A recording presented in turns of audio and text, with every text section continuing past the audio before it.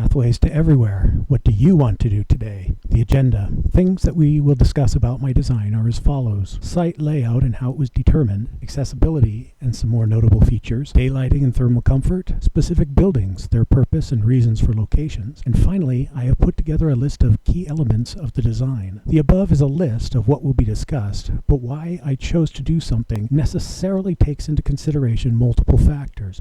Thus, this discussion will not be in distinct sections, but rather discussed as a whole entity with respect for each of its parts.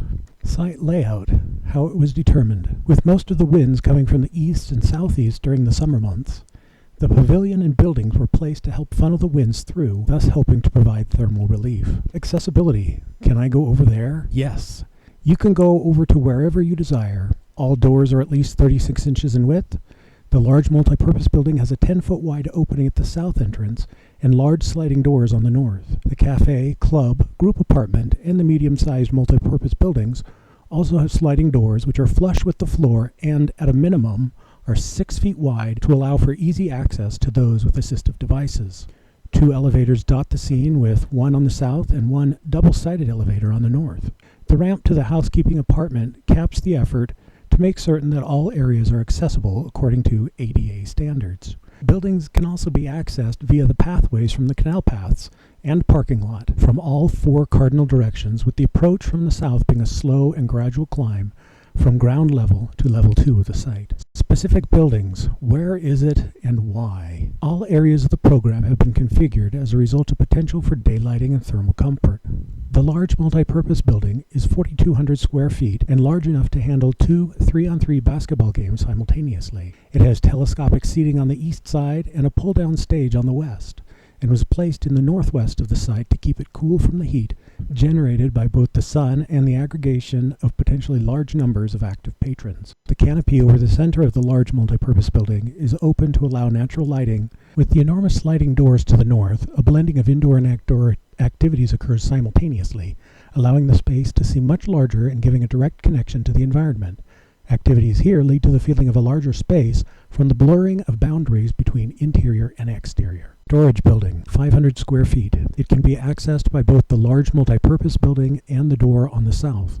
It is generally centrally located, but specially placed for the likely greater needs of the larger buildings. The restrooms, 500 square feet apiece. They are in close proximity to the parking lot and the large and medium multi-purpose buildings, which are the areas where most people likely will be, with some natural lighting and venting. A flat roof is used to enable greater thermal comfort by design and with a green roof.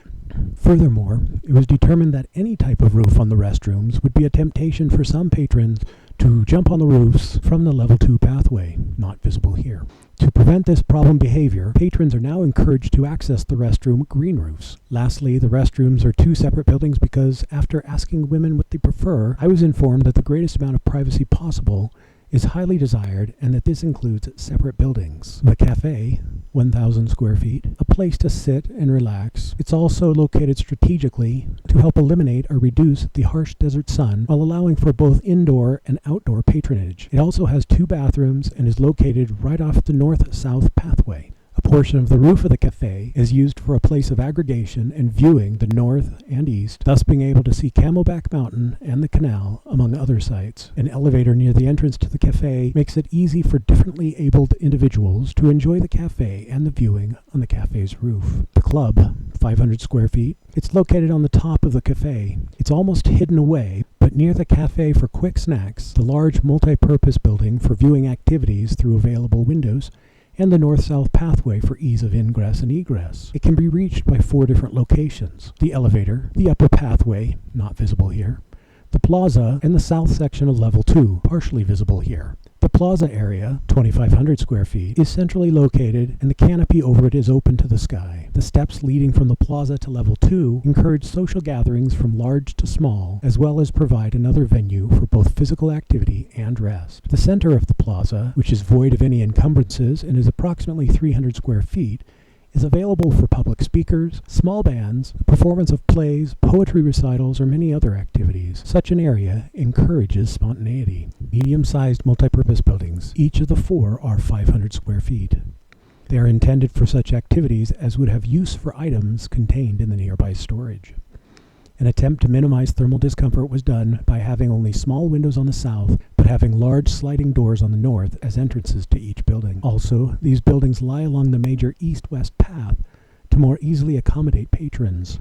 Lastly, these buildings are, not coincidentally, also along the corridor of the eastern winds. The group apartment, 1,600 square feet, is located in what will likely be a quieter location, the northeast section, and below the housekeeping apartment, which is not visible here, from where much of the park can be observed and done so with some privacy.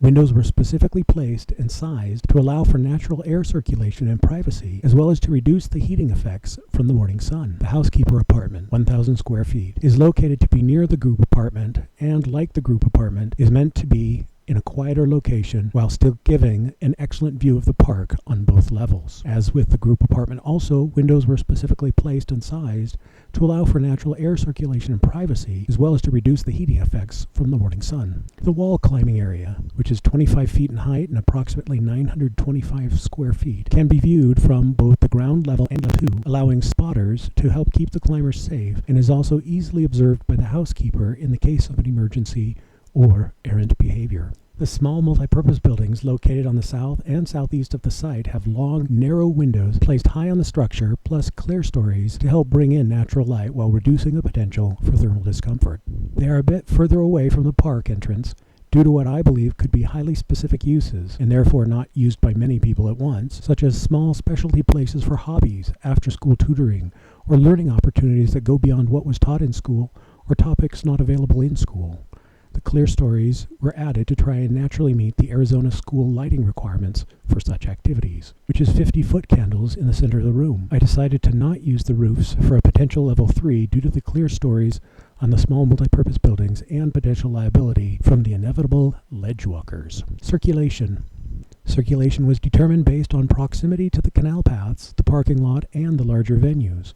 Bicycle paths were created to connect to the canal paths for ease of ingress and egress, as well as providing for longer paths for those who love to cycle. No paths result in any dead ends, and all paths provide familiarity of access to all buildings and amenities, including bike racks and lockers. The canopy. The pavilion canopy is a combination of linear additions with a folded plate structure. The folded plate structure is set on an aluminum triangular truss with decorative ends. This allows for the transfer of loads to more supports, thus providing greater strength due to what I call compressive burden sharing, which leads to higher load capacity and greater stability. Columns were placed to transfer the compressive forces to the foundation, but also to allow for fewer and lesser restrictions of movement of patrons. The folded plates were aligned so that the longitudinal structures of the canopy could result in a continuous spread and load. At each end of the pavilion truss structure can be seen braces to help prevent buckling of the folded plate system. The design shown in my model was also chosen for its aesthetics, ease of interconnectedness, and multiple directions of load sharing. Anodized aluminum was used for its strength, lightweight, and availability of colors. Each folded plate section spans approximately 18 feet wide and 40 feet long, so that with each placed next to each other width-wise, there are 3 superstructures totaling 120 feet wide and nearly 200 feet long. Summary.